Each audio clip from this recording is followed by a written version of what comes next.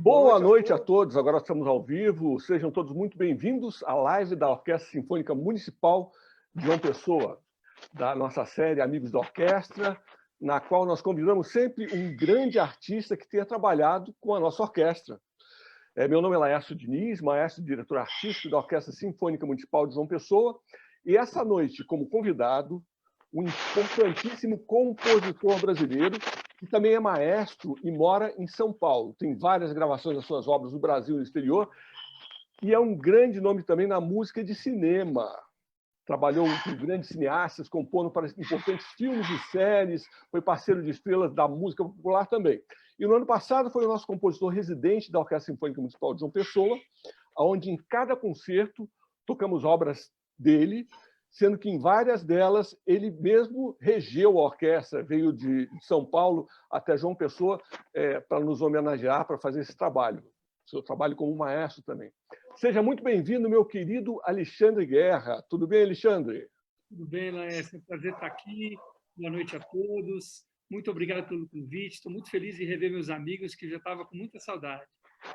Oh, beleza, Alexandre. E nós temos também aqui o prazer de ter a participação de dois membros importantes da Orquestra Sinfônica Municipal, a nossa flautista Caroline Galvão e o nosso violinista Ian Correia. Boa noite a vocês dois. Boa noite, pessoal. Boa noite. Então, Caroline, vamos começar com você. Para que o público possa conhecer você um pouquinho, fala um pouquinho de você, sobre o teu trabalho na orquestra e fora dela.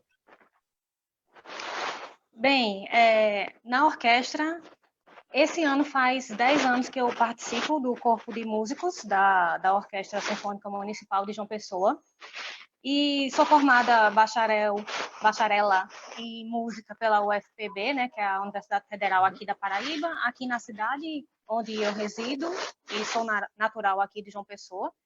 Na área de música, eu trabalho tanto com performance quanto com ensino do instrumento. Então, também completo cerca de 15 anos de sala de aula, dando aula de flauta transversal tanto a crianças quanto a adolescentes. O meu público é mais criança devido ao ensino Suzuki para a flauta transversal, da qual eu sou professora associada, e atualmente estou professora substituta do Instituto Federal de Pernambuco, nas disciplinas de flauta transversal, algumas disciplinas de metodologia do ensino do instrumento também, e da música, e escola básica, né, do IFPE, né, o ensino médio, né, as aulas de artes no ensino médio integrado.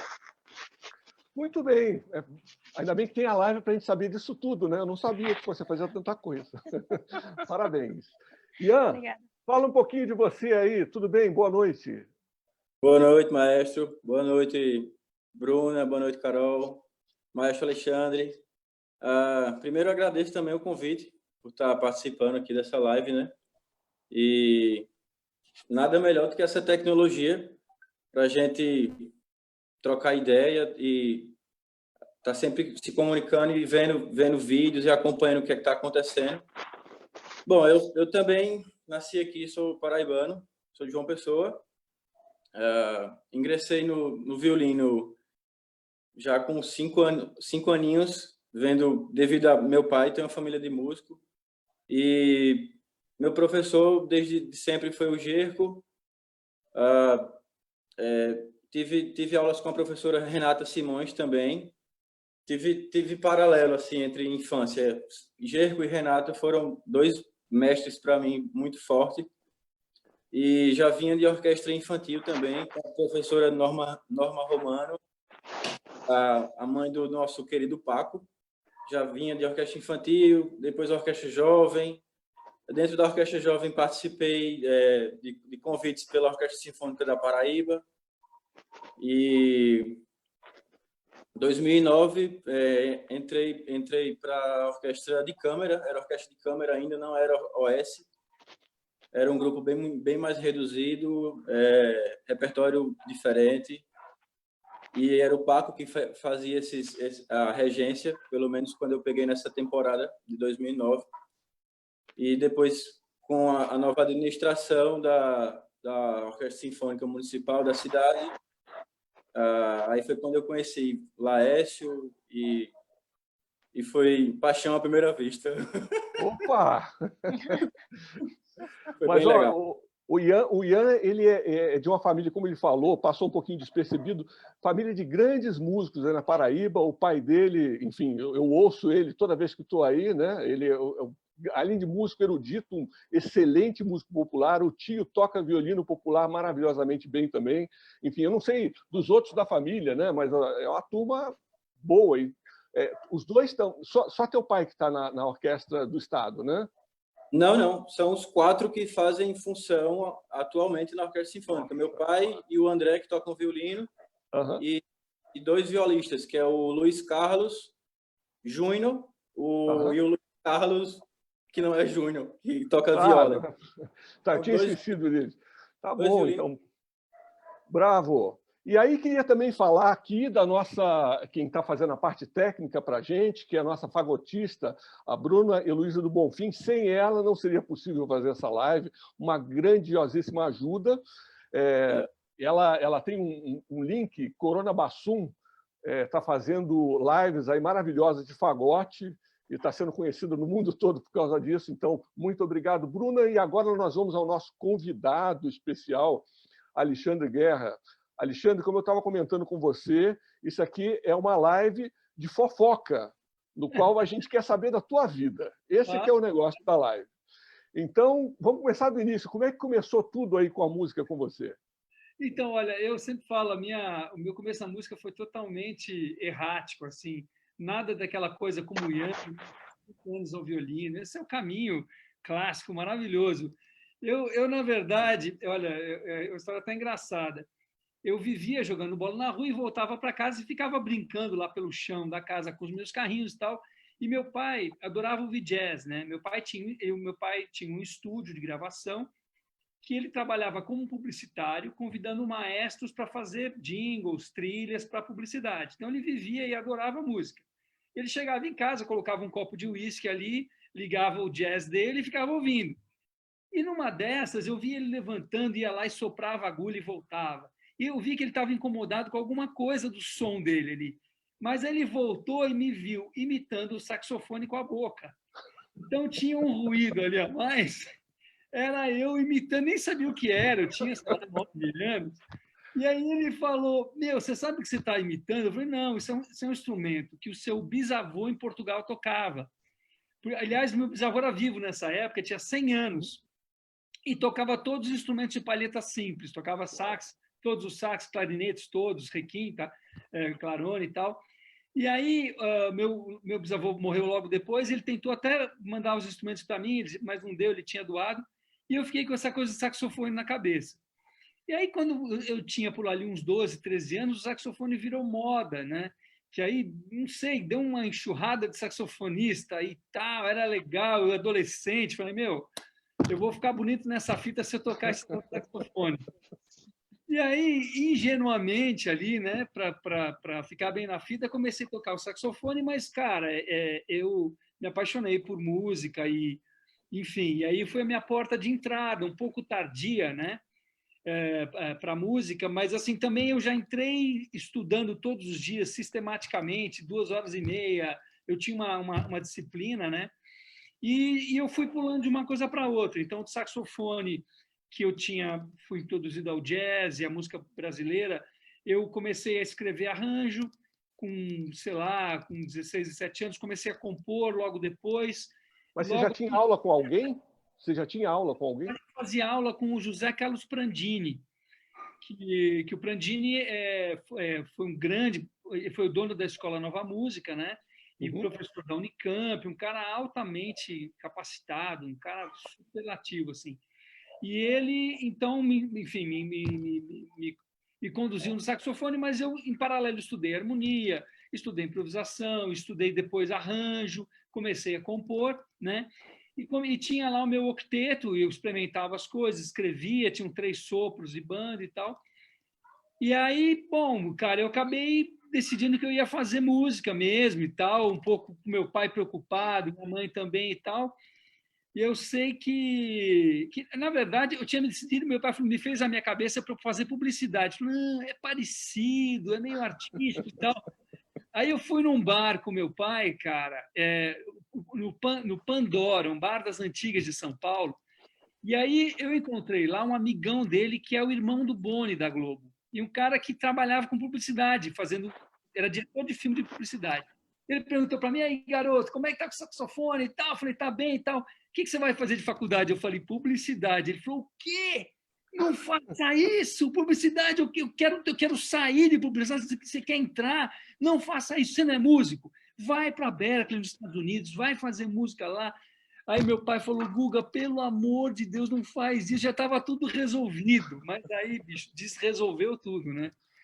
Aí desresolveu, e aí eu cheguei em casa, minha mãe: mas como você vai para os Estados Unidos e não sei o quê? Bom, para fazer uma história curta, eu comecei, aí me engajei no negócio, eu entrei para o programa de bolsa, porque aí você pode aplicar, fazer arranjos, composições, é meritocrático o sistema, né? Você manda e você entra num ranking lá, e se você é selecionado, você tem um desconto, né?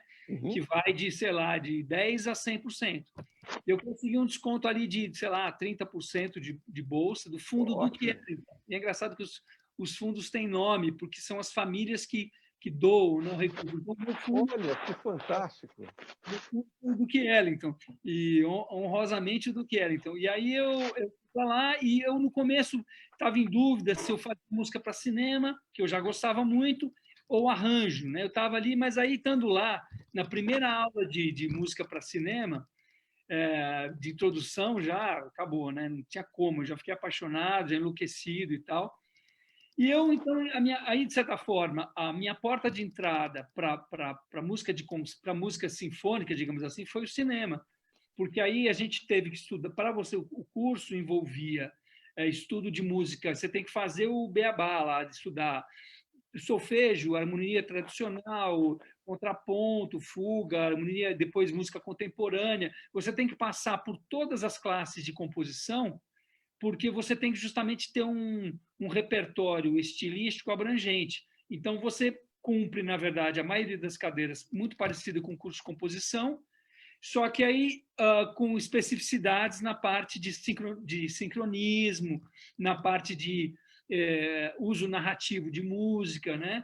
Então, você começa enfim, a ter alguns acessórios no teu curso para cinema. E aí, assim como o cinema foi a porta de entrada para a música sinfônica, a música sinfônica de filme foi a minha porta de entrada para a música de concerto, né? E aí eu também, em dado momento, bom, terminei a faculdade, eu vou deixar vocês perguntarem um pouco, mas em resumo, terminei a faculdade, voltei para o Brasil e comecei a estudar com o Kohreuter, né? Fiquei 2 anos com o Kohreuter, e fui mergulhando. O Brasil estava retomando a coisa do cinema e tal. Eu peguei essa onda da retomada logo do começo, eu voltei em 95, né? A retomada do cinema foi em 94. Então eu peguei essa onda, e aí com o tempo, que depois de eu já ter gravado muitas trilhas com orquestra, eu comecei a ter vontade de me dedicar mais à música de concerto. Então eu comecei a abrir um espaço na minha vida para todo ano escrever peças. Então, eu venho agora me dividindo entre as duas coisas, que é música de concerto e música de filme. É mais ou menos isso. Maravilha. Agora, conta aí, você falou do Kohreuter, que é um compositor, assim, é uma referência em termos de professor de composição. Ele mudou praticamente a história do Brasil, né, em termos de composição. Conta aí como é que foi essa experiência. Então, cara, o Kohreuter foi uma história muito engraçada e muito legal também. O Kohreuter é uma amiga minha, que também tinha estudado na Berkeley, a Silvia. Acho que é a Silvia Takahashi, acho que é o sobrenome dela. Ela pegou ali: vamos estudar comigo, fazer uma aula dupla com o Kohreuter. Você não tem grana, eu também não tenho. A gente divide a aula. Eu falei: beleza, vamos lá. Eu tinha escrito na época uma suíte por orquestra, eu peguei minha suíte, só para mostrar para ele que eu sabia escrever ou não, sei lá. Eu peguei e levei para ele. E aí não fomos os dois juntos, ele pegou a minha suíte, mas ele já estava com dificuldade de lembrar as coisas e tal. Aí ele pegou a minha suíte e falou: bom, nos vemos a semana que vem. Aí, mas antes disso, ele me telefonou preocupado, falou: olha, preciso que vocês dois venham aqui urgentemente. Já li o material de vocês, mas eu preciso aqui que vocês venham a qualquer hora do dia ou da noite. Eu falei, cara, deve ser algum assunto muito urgente. Eu sei que eu fui lá, ele morava na São Luís, no centro da cidade, né? E eu cheguei às 11 horas da noite, numa quinta-feira lá, achando que ia morrer, alguma coisa. Ele falou assim, olha, eu descobri, eu fiz um diagnóstico de vocês. Vocês, por um lado, têm um conhecimento avançado, mas, por outro, têm muitas lacunas. Então, eu proponho que comecemos do zero. Cara, depois, sei lá, desde os 2 anos estudando música, eu ali com, sei lá, quantos anos eu tinha ali? 26, sei lá, mas enfim. Aí vamos do zero e tal, mas cara, ele foi uma coisa maravilhosa. E eu te falo, eu acho que você, como professor e como aluno, Laércio, ou todos vocês, a Carol, o Ian, a mesma coisa, eu acho que tem pessoas que, para além do conhecimento, elas têm um poder de, vou chamar de despertar. É como se o cara fosse um mago que tem a capacidade de, uma varinha de condão, de te despertar, assim, para... Eu não sei explicar, mas o Kohreuter, por mais que ele tivesse muita idade, ele tinha mais de 80 anos, ele me falou coisas, assim,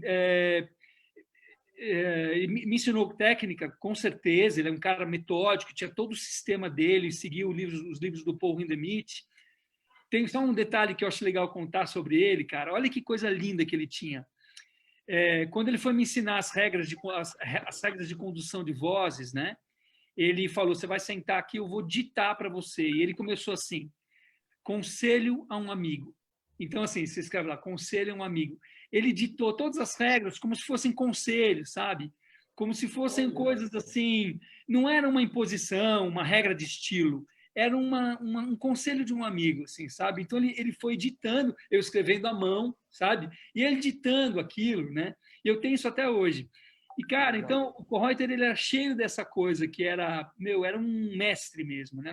Era um Jedi, assim, sabe? Era um Yoda, né? E ele me falou uma coisa que eu nunca esqueci. Ele estava lá no piano, às vezes ele tinha momentos de mais lucidez e menos lucidez. E ele estava vendo os meus exercícios, tocando meus exercícios, né? Ele parou uma hora, olhou para mim e falou assim, Alexandre, eu vou te falar uma coisa, você tem estilo. Você tem estilo. E não é uma coisa que você possa muito controlar. É um fato, você tem estilo. Eu reconheço, mesmo nesse exercício, eu consigo reconhecer que tem um sotaque, e isso é estilo, e você tem estilo. Muito bom. Então, o Kohreuter, eu acho que ele fez isso comigo, assim. Eu não era um cara genial nem nada, mas eu acho que ele sabia descobrir as belezas ou as sutilezas dos seus alunos e encantá-las, né? Eu acho que isso que era legal. Puxa vida. Escuta, e depois aqui, Sinfônica de Bucareste, Filarmônica de Montevidéu, como é que foi esse trabalho? Assim, quando você começou a fazer coisas fora, quando você conseguiu sair do ventre materno assim do Brasil e ir para fora, o que aconteceu? O que te levou a isso? Então, olha, eu, na verdade, assim, eu entrei realmente para a música de filme e eu queria de todo jeito trabalhar com orquestra, então tudo que eu fazia, às vezes eu abria a mão do meu cachê para poder pagar os músicos, porque, cara, faz toda a diferença, vocês sabem o que eu estou falando, né? E para mim era uma realização de poder fazer música viva, então eu queria muito, então eu já tinha esse approach. E aí eu tenho um amigo meu que é documentarista, que faz documentário de natureza, que é o Maurício Dias, e ele começou a fazer coproduções com a França. Então, ele fez uma série que chamava Salvos da Extinção. E a primeira temporada, ele falou para o francês, né, que era o francês que fazia as escolhas artísticas. Falou, olha, eu quero trabalhar com Alexandre Guerra. Cara, que Alexandre Guerra nada. Vou pegar um compositor aqui da França, Caroline Petit, era um super cara. Caroline, e aí o Maurício, não, mas eu quero Alexandre, meu amigo. Não, nada de Alexandre, Caroline Petit. Só que o Caroline não entendia o que meu amigo queria, e ele falava assim para mim, quem está tendo Petit sou eu, cara. Não é o Caroline, eu estou tendo Petit com esse cara porque, eu não gosto de nada que ele faz e tal. E aí ele brigou com o francês e falou, olha, tudo bem, mas a próxima temporada é o Alexandre que vai fazer as músicas dos meus filmes, porque eram séries, nada de... Havia um diretor para cada episódio, né? Pois a temporada do ano seguinte, ele me chamou e falou, bom, agora vão ser 2 filmes brasileiros e 6 outros de outros diretores. Então, os dois você que vai fazer. E aí o produtor francês, quando viu minhas coisas, falou, não, eu vou chamar o Alexandre para fazer tudo. Ele vai fazer toda a trilha da série toda. E aí eu fiquei contente pra caramba. E ele falou assim, olha, Alexandre, e eu sugiro você gravar isso em Budapeste, porque eu conheço lá, eu gravo lá há muitos anos, eu conheço o produtor lá, e tal, e ele me apresentou, e eles, é gozado isso, né? Para eles é muito natural gravar com orquestra trilha de documentário com orquestra sinfônica, né? Fantástico.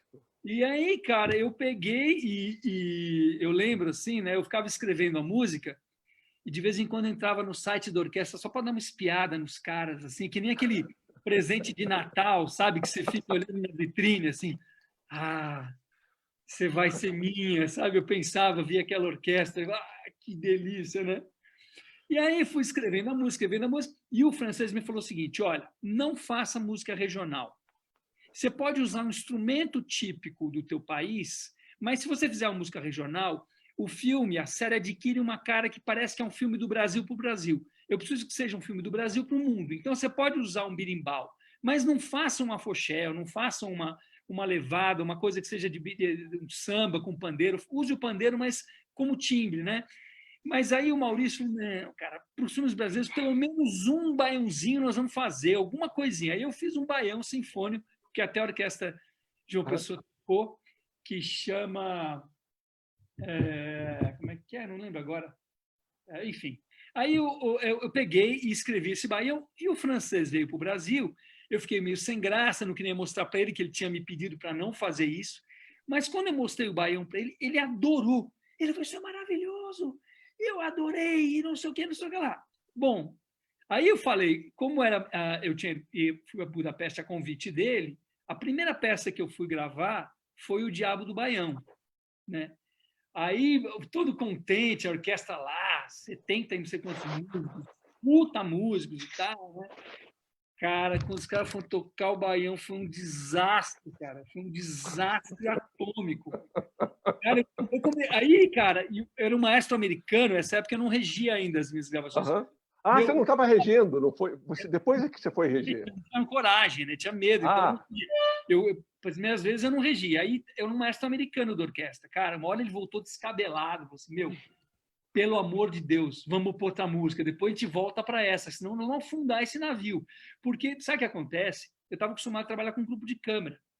E músicos brasileiros, que estão acostumados. E um ouve o outro. Então, eu pegava a célula rítmica do baião e subdividia nos naipes e dava certo. Só que a orquestra, com aquele espaço enorme, um cara que está aqui não ouve o que o cara está fazendo lá e desencontrava. Cara, aí assim, eu até escrevi um texto que chama Baião em Budapeste sobre isso.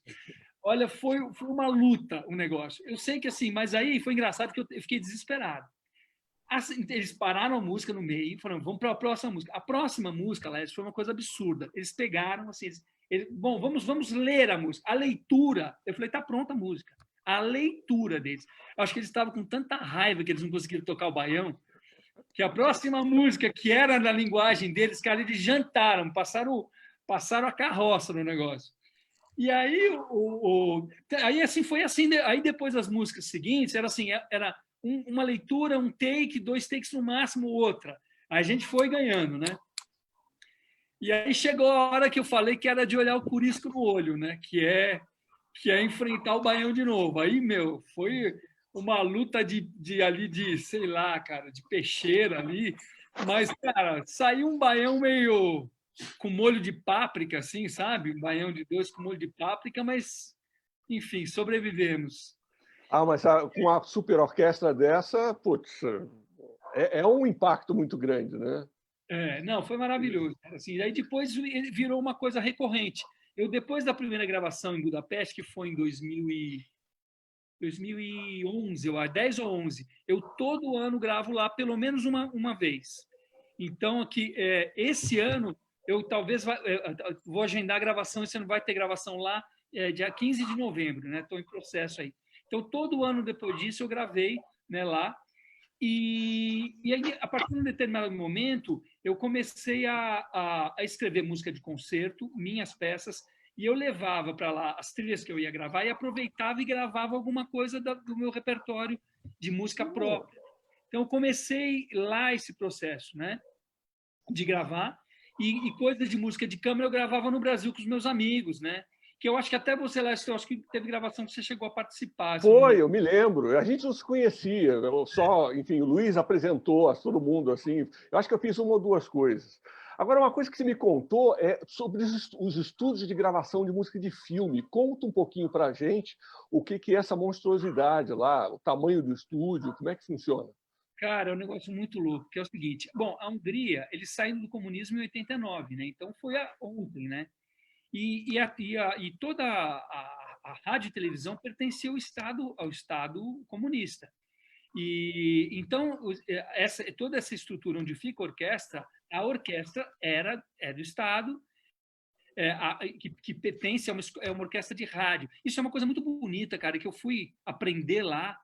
E depois eu entendi esse conceito, que é uma coisa fantástica. Porque é o seguinte, eu falei, mas por que uma orquestra? Por que orquestra de rádio? Pelo seguinte, a orquestra de gravação, né, grava Mozart, Beethoven, etc., repertório tradicional conhecido, mas a orquestra da rádio, ela serve para tocar a música dos compositores contemporâneos vivos. E eles fazem concertos semanais. E esse é o papel da orquestra, cara. Isso é maravilhoso, entendeu?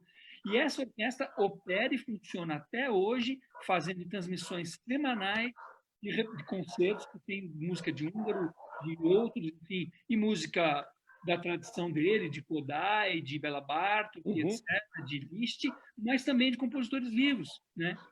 Então, essa orquestra está sediada na rádio.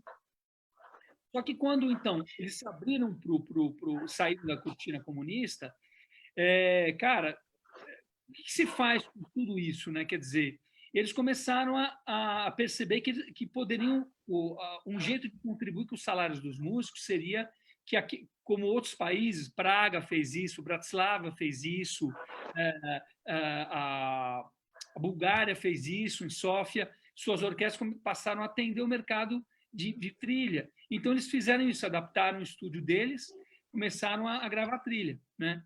E aí, cara, é incrível. E é louco porque você vai num lugar, cara, parece que você está entrando, não sei, como na minha cabeça é a Rússia, sabe?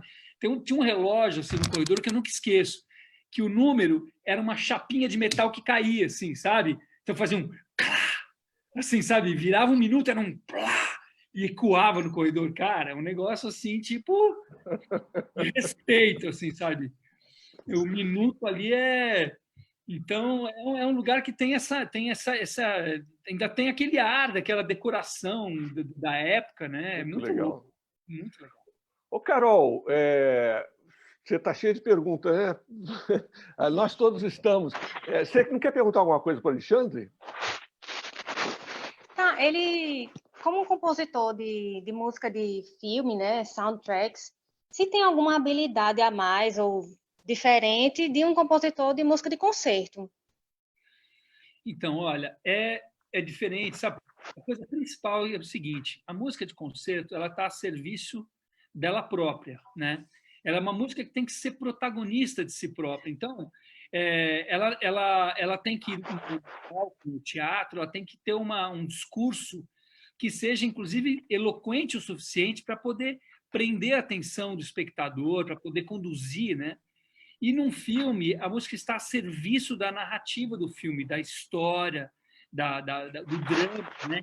Então, muitas vezes é o contrário. Você tem que tomar cuidado para que a música não seja protagonista de si própria, que ela apareça só o suficiente para conseguir, normalmente de forma subliminar, né, conduzir a emoção do espectador. Então, assim, primeiro, é uma música de encomenda.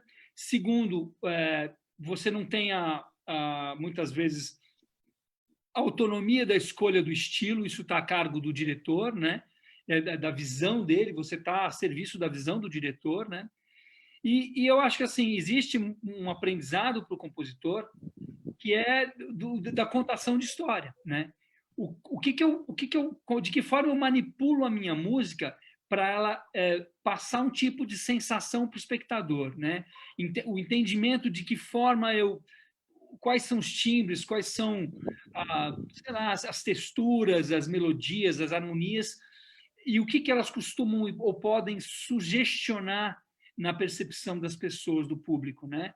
Então, existe um repertório que foi desenvolvido, enfim, e que a gente que já cresceu com o cinema sendo uma coisa presente na nossa vida, a gente tem tudo isso, às vezes, inconscientemente introjetado, né? Você ouve uma nota, você ouve uma coisa num filme, você já entende o que aquilo quer dizer, bom, acho que vai acontecer alguma coisa, nossa, olha como esse personagem está se sentindo. A gente se relaciona com essa música porque isso já faz parte também do repertório do espectador, sendo ele músico ou não, né? Mas eu só faço uma ressalva para dizer o seguinte, embora exista uma questão para a música de concerto, que muitos compositores também procuraram histórias para poder inspirar suas composições, que é o caso da música programática, né? Que é o caso dos poemas sinfônicos, né? Que começaram com outros, mas o Liszt deu o nome, e aí, por exemplo, o Richard Strauss tem poemas sinfônicos famosíssimos, Dom Juan, assim falou Zaratustra e tal, inspirados em literatura, né? Então, na verdade, por outro lado, também existe música de concerto que está a serviço de contar a história. Então, acho que existe um denominador comum entre esses dois universos. Muito bom. Ian, você não quer perguntar alguma coisa? Sim. Dentro dessa questão de onde você estava falando, das texturas, né? A gente, quando dentro do bacharelado, a gente passa pela uma das últimas cadeiras, a Carol sabe muito bem disso, análise de estruturação 4, né? Que é uma dor de cabeça para todo mundo. E a gente passa por cima, porque não tem como, o período é curto, lógico, mas a gente ainda vê um pouco de serialismo, minimalismo, música espectral. Então, eu como performance, músico performático, às vezes não sabia o que estava acontecendo. Isso era dentro de entrega de trabalho, assim como o projeto, a apresentação do projeto. E a gente sempre perguntava ao pessoal de composição, né? Tinha que pedir ajuda mesmo. E aí a minha questão Alexandre, eu sei que não tem como dizer qual um compositor preferido, isso é meu clichê, mas se tiver como escolher entre música serial, música espectral, uma coisa que deixa bem claro é aquela 4 minutos e 33 do John Cage. Aquilo é às vezes, a gente até fez com orquestras, se eu não me engano, né, maestro? Mas como funciona essas duas coisas da ligação com a música, a música com cinema e essas misturas de tanto música serial com música espectral, como é que fica a cabeça de um compositor em relação a música de filme também, que você tem que trabalhar? Ou então você esquece tudo e foca só no caminho que tu quer fazer? Me explica um pouco isso. Eu agora já estou aliviado porque não devo mais nada. Mas eu busco o projeto de mestrado e sei que vou ter que passar por cadeiras teóricas novamente. Então, pode ser que seja mais fácil, eu espero, mas fiquei com a minha dúvida. Uma coisa super legal que o documentário do Nelson Freire, ele fala uma coisa que eu adoro, eu me identifico totalmente com ele, e é um conselho que eu te dou. Ele fala assim: quando eu não me apaixono por uma coisa, eu me transformo automaticamente numa anta. Eu concordo plenamente com ele. Assim. Eu acho que quando eu não estou apaixonado por um assunto, por uma coisa, eu não consigo aprender aquilo. Então, a gente tem que se apaixonar por aquilo, porque aí depois o nosso amor por aquilo faz com que a gente tenha um interesse especial e aí fica mais fácil aprender, né? Então, assim, eu me considero, quando eu consigo me conectar com aquilo, eu me transformo numa anta, eu não consigo aprender. É engraçado, eu sofro desse mal também. Mas, então, é o seguinte, o cinema, ele tenta fazer uso de todos os recursos, linguagens possíveis disponíveis. Aliás, ele é faminto por novidade. Então, surge uma coisa, ele tenta se aproveitar. Porque, na resultante, é o seguinte, o que interessa é o seguinte, sendo serial, não sendo serial, sendo espectral, sendo pandiatônico, o que seja, isso gera uma resultante sonora que provoca uma reação no espectador, você entende? Então, assim, de repente, por exemplo, o serialismo, ele é uma coisa que não tem cadência, não tem os pontos de relaxamento e tal, ele cria uma coisa de uma incerteza ou de uma coisa, acho que de uma incerteza que se apropria muito a um gênero de filme, né? Que tem mais um elemento de suspense. Então, essas linguagens vão ser, lógico que podem ser usadas de forma clichêrizada, né? Dissonância para filme de terror, por exemplo, mas não necessariamente. Então, você vai se apropriar do uso das diferentes texturas e linguagens para tentar provocar um tipo de sensação do espectador. Eu vou te dar um exemplo assim das coisas que eu vivo pesquisando isso o tempo inteiro. Outro dia eu estava vendo o Romeu e Julieta do Tchaikovsky, e acho que no começo da peça tem em outros momentos também, que tem tipo uma capela que é dos fagotes e clarinetes tocando, e, cara, eu percebi que é o seguinte, o fagote e o clarinete tocando nota longa, numa coisa mais piano e tal, é uma coisa de música introspectiva, sabe? Parece assim, é como se o personagem tivesse... É uma música muito introspectiva, não sei, me passa isso, sabe?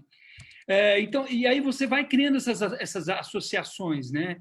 Assim como, não querendo clichêizar, mas o violino no agudo, fazendo aquele trêmulo, é um elemento de atenção, de suspense, né? Assim como os metais a capela trazem uma coisa de nobreza, especialmente em acordes sem terça, aquela coisa que te evoca, né? Então, né, você vai criando essas associações. A gente tem um exemplo bárbaro, impressionante, que é o Hermeto Pascoal. As criações do Hermeto Pascoal, para quem está trabalhando música contemporânea, eu acho que é um engate certinho para...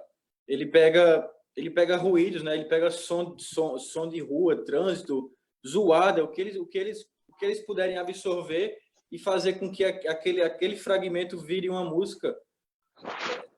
A gente de cordas que só tem 4 cordas e gosta de tocar Beethoven, Brahms, e quando pega uma peça contemporânea, é bem complicado, mas é divertido, é desafiador. Música contemporânea sempre é desafiador. E música de cinema também, sendo ela contemporânea ou não. Eu gosto de tudo hoje em dia. Hoje em dia não acho nada. Desde o barroco atualmente fazendo uma música bem feita, eu gosto de fazer, tocar e ouvir também, legal. Ô Ian, eu ouvi do Alexandre aqui, é uma coisa que eu vou perguntar agora. Ele reúne mais de 120 produções realizadas em parcerias com diretores como Bruno Barreto, Jaime Monjardim, Sérgio Machado, Roberto Moreira, entre outros. Você me contou várias histórias. Eu queria falar aqui sobre Bruno Barreto. Faz de conta que ele não está ouvindo essa live. Pode falar.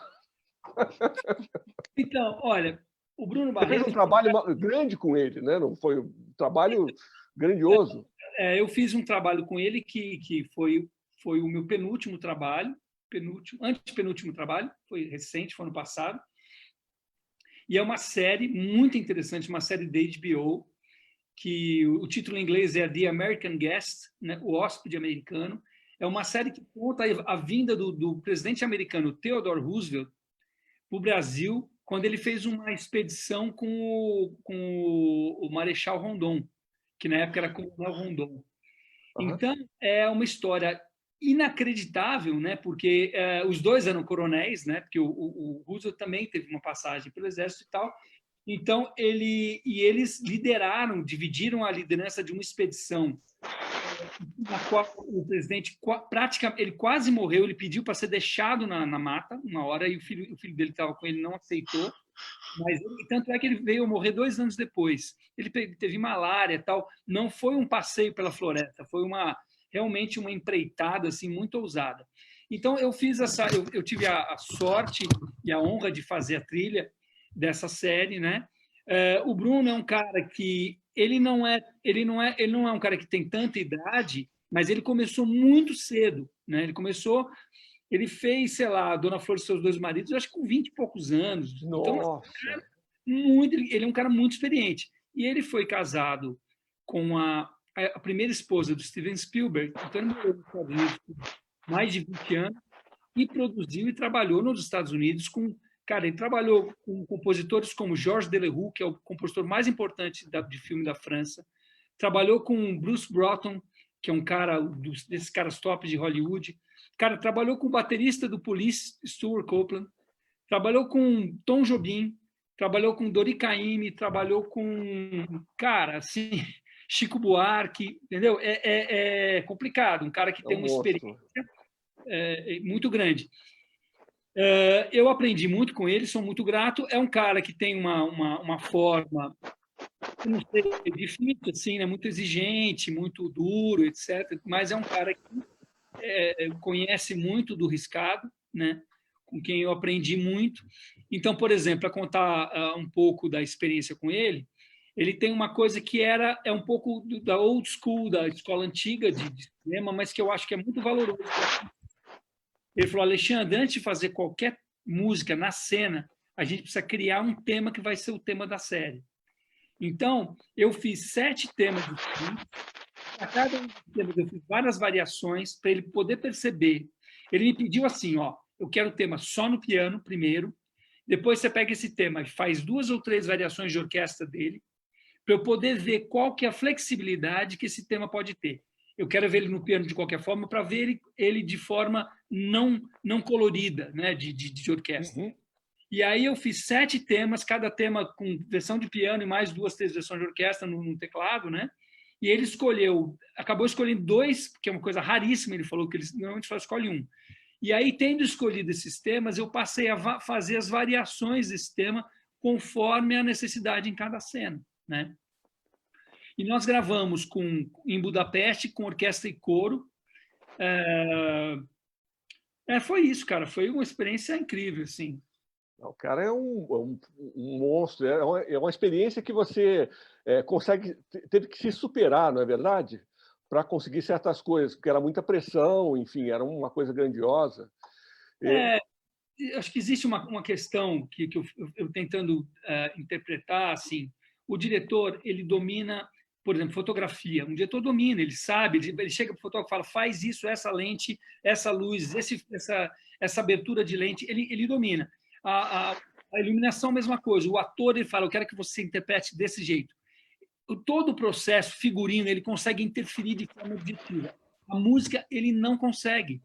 A música é o único elemento do filme no qual ele não consegue tocar, fazer o acorde, entende? Então, eu acho que é muito difícil para uma pessoa que é obsessiva e controladora lidar com uma situação dessa, de você ter que delegar.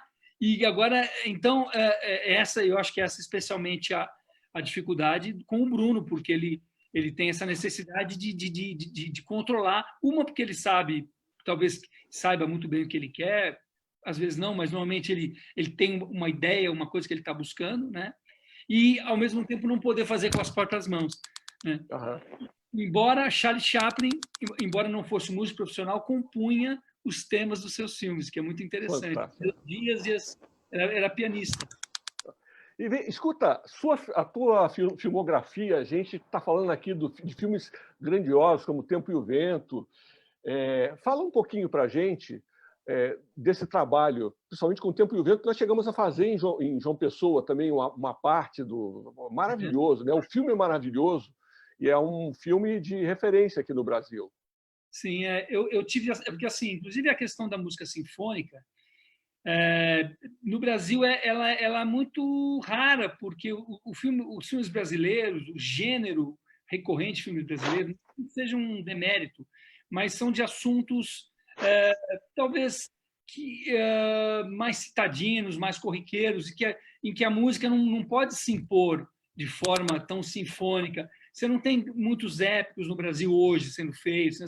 São mais exceção, né? Então, a orquestra tem um uso, pouco uso nos filmes brasileiros, comparado com produções de fora, né? E O Tempo e o Vento foi justamente essa sorte, que é um filme de época, né? Um filme épico, né? Então, foi um filme em que nós pudemos trabalhar com... Foi a primeira vez que eu gravei com orquestra sinfônica com Jaime Monjardim. Eu já tinha feito com orquestra de câmara, foi a primeira vez que gravamos com orquestra, coro e coro infantil, e além de instrumentos como violão, violão de aço, flautas rústicas, flauta pífanos e tal, né? Tiveram é bem ampla a gama do Tempo e o Vento. Puxa vida, e daí, então, dos filmes tem também, você tem um lado bastante importante que são as séries, né? Maísa, da Rede Globo. Fala um pouquinho para a gente, e se tem alguma diferença entre o filme e a série na estratégia de compor? Então, na verdade, assim, a série normalmente são projetos de mais fôlego, porque você tem muito mais tempo de filme, né, de história.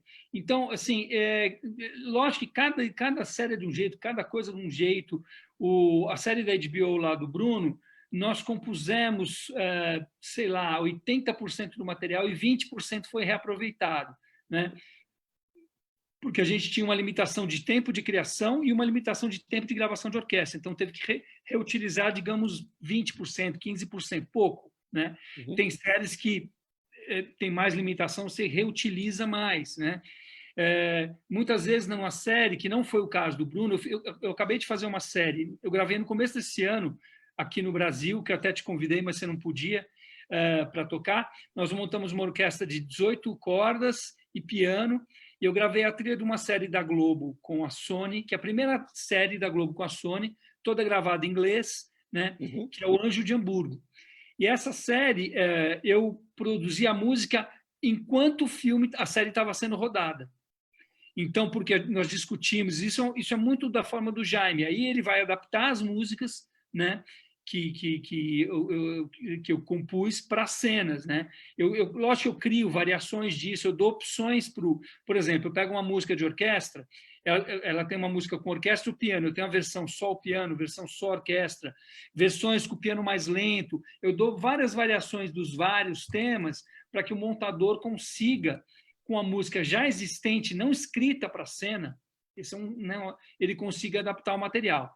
Então, acontece de várias formas, né? Tanto escrever para o filme, como escrever antes e adaptar, enfim. Uhum. E o maestro Alexandre Guerra, onde é que entra nessa história? Rapaz, olha, eu vou te falar. Eu já passei... Bom, minha primeira experiência regente foi um desastre. Eu tinha 24 anos e eu lembro até o Paulo Tassetti, dos cellos, né? Histórico. Pegou para Cristo, né? E eu estava ali tremendo, a batuta fazia assim, né? E aí, o problema é que você, na faculdade, você tinha estudado regência, fiz 2 semestres, mas é básico e tal. E você rege piano, você rege, sei lá, sopros, você rege... Eu já tinha até regido cordas, mas cordas com alguém tocando ritmo junto. Então, eu nunca tinha percebido essa questão do atraso, né? Então, o que acontecia? Eu baixava a mão, os caras tocavam para trás. Eu ficava tentando tocar, fazer o gesto onde eles estavam tocando. Só que, como eles têm atraso, eles atrasavam, porque eu atrasava o outro cara. Dali a pouco a música estava em 30 BPM, sabe? Então, assim, eu ficava... com isso, desespero, começava a fazer um gesto cada vez maior, o que deixava a música mais lenta ainda. Cara, olha, eu fiquei desesperado, assim, foi uma coisa realmente puro desespero. Mas, lógico, você vai ali tentando... Eu até traumatizei um pouco. E o Paulo Tassetti, bem macaco velho de gravação, ali no microfone, ficava meio tirando sarro e tal. Eu fiquei meio ali, como é que chama? Meio traumatizado. Aí eu resolvi estudar mesmo tal. E comecei a fazer aula com a Abel, né? Com a Abel Rocha. E o Abel, ele me deu 3 aulas e virou diretor do Teatro Municipal. Um dia eu cheguei para fazer aula, ele tinha uma carta dele assim: muito obrigado, me desculpe, mas agora estou aqui no Teatro Municipal e, tipo, impossível. E aí eu faço aula há 4, 5 anos com o Tiago Tavares, que foi assistente do Jamil Maluf na Orquestra Experimental de Repertório por muitos anos. E eu faço aula de regência não só porque eu percebi que eu tenho que... E não mudou minha vida, porque eu vou para o estúdio gravar, né? Independente do Paulo Tassetti ter falado que falou, eu tenho toda hora que gravar e reger o que eu vou tocar, né?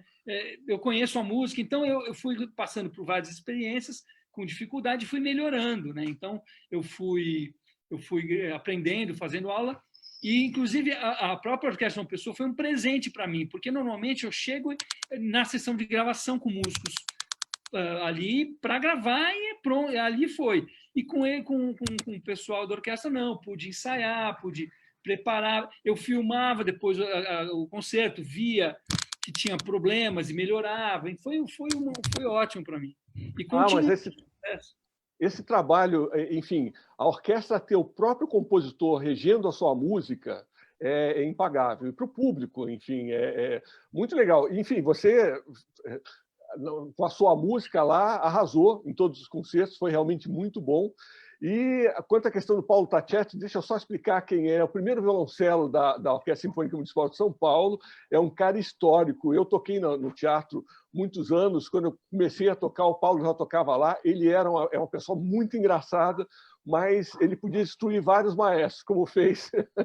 Então, você conseguir sobreviver ao Paulo, ele é uma pessoa realmente muito engraçada. Eu tenho belas lembranças dele, mas ele realmente era muito cruel. Era uma outra época, cara. Pra você ter uma ideia, o espala da minha sessão ali foi o Alejandro Ramírez, que era um grande amigo. E ele que me defendeu. Porque o Tassetti não só ficava tirando sarro na minha cara, como tocava mal, e errado, desafinava. E aí o Ramírez, um moleque de 24 anos, 23 anos eu tinha, cara, falou, o cara tá lá atrás errando e dando pau aqui no maestro. Falou assim, ele virou para trás e falou assim, Tassetti, vou te explicar como é que é essa nota aqui. E aí a coisa começou a aprumar pro meu lado, entendeu? Eu sempre arrumo um anjo da guarda em algum lugar, viu? O Ramírez é outra figura. Ele faleceu agora, eu acho que foi ano passado, né? Infelizmente. Ele era o rei das gravações de São Paulo, um grande espala, foi espala do Teatro Municipal durante muito tempo, e uma pessoa realmente está no meu coração também. Sim, maravilhoso. Então, e agora eu queria que você falasse um pouquinho do futuro. Como que você vê, enfim, o futuro da música de cinema, de série, de concertos, enfim, a música em geral, com o que nós estamos vivendo? Eu acho que seria importante ouvir um pouquinho do que você acha disso tudo, o que isso tudo pode vir a se tornar. Então, olha, num primeiro momento eu reagi como todo mundo reagiu, né? Eu tinha concertos marcados ao longo do ano, vários concertos que eu estava sonhando para acontecer. Eu tinha trabalhos, inclusive eu faço coisas, tem até a curadoria de uma exposição sobre Vila Lobos, que é uma coisa eu estudo também Vila Lobos e tal. Então tinham coisas que eu assim, né, coisas que eram queridas para mim, caras para mim, que eu perdi, como todo mundo, tudo cancelado, trilha cancelada, tudo cancelado. E eu, lógico, fui abatido nesse primeiro momento. Mas a gente acaba percebendo que, né, aquela história, Deus fecha uma porta, abre uma janela. E essa questão toda gerou outras possibilidades. Então, por exemplo, para citar as coisas com as quais eu me envolvi, né? Num primeiro momento, eu encontrei a possibilidade de perceber que os diretores artísticos das orquestras, que normalmente são muito disputados, têm uma agenda muito tomada, tiveram um pouco mais, ainda assim, muita agenda, mas um pouco mais de tempo para a gente poder tentar se aproximar e tentar achar saídas para poder trabalhar música com a orquestra, estando nesse momento. Então, por exemplo, o Abel Rocha foi um cara com quem eu me aproximei, que é meu amigo, e que há 2 anos atrás me encomendou a peça de comemoração dos 30 anos da Orquestra Sinfônica de Santo André, a ORTA, e ele me propôs de fazer, eu e mais outros 4 colegas, compor peças curtinhas para fazer o que ele chamou de microestreias.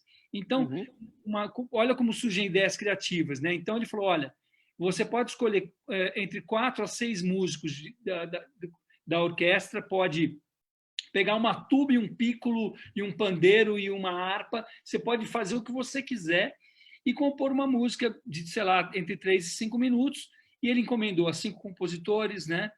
O Ripper, o Mutarelli, o Neymar, e mais 2 que eu não me recordo, e aí cada um de nós compusemos, e aí foi feita uma estreia online dessas peças, foi gravado naquele sistema que cada músico grava a sua parte separada e depois é posta junta, né? Isso é um exemplo. A ABRAF, recentemente, que é a Associação Brasileira de Flautistas, fez um concurso, o primeiro concurso virtual de flautas. Gente, foi uma coisa, assim, arrasadora. Primeiro que, assim, eu quase caí de costas de ver o nível dos músicos flautistas brasileiros.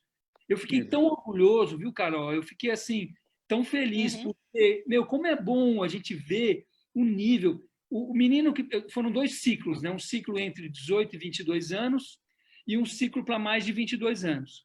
Eu escrevi uma peça original para ser interpretada para o primeiro ciclo e o André Memari escreveu a peça para o segundo ciclo. Cara, o menino que ganhou o meu ciclo foi o Jonadab. Ele tem 19 anos, só que é um absurdo que esse menino toca, sabe? Então, foi um alento para mim. E olha só, cara, eu estava olhando hoje, o vídeo foi colocado no ar faz, sei lá, 5 dias. O vídeo já tem 7.000 vistas. 7.000 vistas. Uau. Isso foi que nem uma pólvora. Todo mundo viu, isso viralizou, né? E é fantástico pelo seguinte, eu estou falando do vídeo do Jonadab, mas, na verdade, todos os finalistas, que eram 10, 5 em cada ciclo, tiveram seus vídeos colocados no YouTube, e uma das categorias e premiações do concurso era quem tivesse o vídeo mais visto. Então, eles promoveram os vídeos. Então, você olha, o Jonadab está hoje com 7.000, mas o outro cara está com 5.000. E o que é legal é que o Jonadab ganhou como interpretação, mas as outras interpretações são tão interessantes quanto a dele. Porque ele ganhou por uma questão de votação, mas, poxa, aquele cara tem aquilo que fez mais interessante. E você poder ver tua peça em 5 versões diferentes, 5 leituras, né? Eu tive uma dificuldade enorme de escolher, né? Então, essa é uma iniciativa. E outra coisa interessante, eu tenho um monte de peças para orquestra de cordas. Eu estou tendo uma série de demandas de, Ale, queremos fazer tua peça de orquestra de cordas, porque agora precisamos de orquestras menores e tal, para poder atender às condições. Então, olha, as minhas coisas que às vezes ficam meio lá na gaveta, estão tendo oportunidade, né? Então, eu estou vendo de forma muito positiva, cara. Eu escrevi muita música, escrevi uma suíte para orquestra de 20 minutos, e estou escrevendo uma coisa que eu estou chamando de romance sinfônico, baseado na história do Conde de Monte Cristo. Eu estou fazendo um filme sem música, sabe? Um filme sem imagem musical, né? Contando a história, toda a trajetória dos personagens, do Edmond e do Fernand, através da música, né? Então, quem sabe a orquestra uma pessoa toca, enfim. Eu estou nessa, aproveitando meu tempo para fazer música. Muito bom. Carol, o público tem perguntas aí do nosso público? Não, no momento ainda não. Então, vai a sua pergunta. Eu acho que chegou a hora de você perguntar alguma coisa, e o Ian também. A Bruna tem pergunta? A Bruna está colocando aqui para a gente ver. Ah, tá. Pronto. Uma pergunta. Deixa eu colocar aqui para poder enxergar a pergunta. Eu tô vendo, eu vi do Samuel Espinosa. Então, ele faz a seguinte questão. Maestro, o Baião não seria a Serra do Mar? Ele é maravilhoso e adaptei para o projeto Ação Social de Mangabeira. Maravilha, maravilha. Não, então, porque, na verdade, essa peça, ela foi... Eu escrevi um ciclo, uma suíte chamada Paisagens Brasileiras. E ela começou porque eu tinha composto aquele baião problemático lá de Budapeste, aquele baião de Páprica lá, ele foi feito para essa série, esse baiãozinho, e eu peguei isso como uma paisagem e compus os outros movimentos. Né? Então, eu peguei uma peça de filme e eu falei, bom, esse aqui é a Serra do Mar. E era justamente o episódio do Mico-Leão Dourado, na Serra do Mar. Então, por isso que ele está perguntando, não seria Serra do Mar? É Serra do Mar. Eu depois coloquei um outro nome lá, já até sei por quê. Porque o francês, você tem que colocar um nome diferente, porque se você colocar um nome muito comum, já tem muitas músicas com o mesmo nome. Aí eu chamei Alequim da Mata Atlântica, o nome da peça. Quis dar um nome diferente, que era justamente em homenagem, mas no fundo é a Serra do Mar, é a Mata Atlântica que fica na Serra do Mar, né? É isso. Temos mais uma pergunta. Então, a pergunta é de uma das integrantes da nossa orquestra, Paula Dantas, pergunta o seguinte: E a pergunta que não quer calar. Conheceu algum astro de Hollywood? Muito. Eles vivem em casa. Aqui, na verdade, deixa eu ver. O Keanu Reeves está aqui tomando um café. Olha, na verdade, assim, assim, internacionais, não. Essa série da HBO que eu fiz, tem vários conhecidos. Aidan Quinn, que é o cara do Sherlock lá, daquela série Sherlock, né? É o ator inglês, americano, que faz o personagem principal. Tem a Dana, que é da Desperate Housewives, né? Aquela série de mulheres... Como é que é o seu nome em português? Ela também é da série. Tem vários famosos ali, mas eu não conheci, né? Porque eu peguei... A gente chega no final, já tá, a festa já acabou. Só tem o resto de brigadeiro. Então, eu chego nessa fase. E aí, então, não conheço. Agora, dos galãs brasileiros, aí eu conheci muita gente, sei lá, né? O Thiago Lacerda, a Major este ano, todo esse pessoal, porque são o pessoal da Globo, das novelas, né? Mas, assim, conheci por estar no set de filmagem, né? Às vezes eu vou no set antes de rodar. E o Tempo e o Vento, especificamente, eu tinha que preparar um coach de violão para o Thiago Lacerda. Então, fui lá para ver essas questões. Então, eu estava lá justamente... E aí você encontra com essas pessoas, né? E tal. Mais alguma pergunta, Carol, do público? Não, no momento não. Então, Alexandre, vou pedir para você, a gente está chegando no final. O Ian tem alguma pergunta que você queira fazer? Não, maestro. Tá, ele respondeu tudo aqui. Então, a gente está chegando ao final. Eu queria ouvir as tuas considerações finais, né? E aí, depois disso, você escolheu um vídeo curto. São 3 vídeos de 2 minutos, né? Cada um. Isso, para o pessoal, por quem não conhece ainda a tua obra, poder ter uma ideia da obra maravilhosa que o Alexandre tem aí. Então, eu pediria para você fazer, então, as considerações finais aqui, se tiver alguma coisa para considerar aí, fica à vontade. Tá bom, então, vocês sabem disso, é um pouco a minha natureza, e quando eu estava aí com vocês, era essa a minha forma. Assim, eu acho que eu me espelho um pouco no que o Leonard Bernstein falava, né? Que assim, a razão dele fazer música era adoração pela música e adoração pela convivência humana.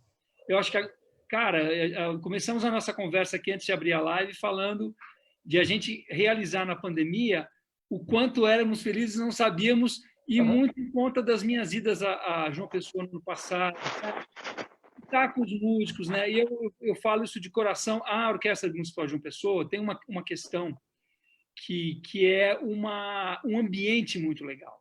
Os músicos, você vê que claramente estão relaxados, são amigos.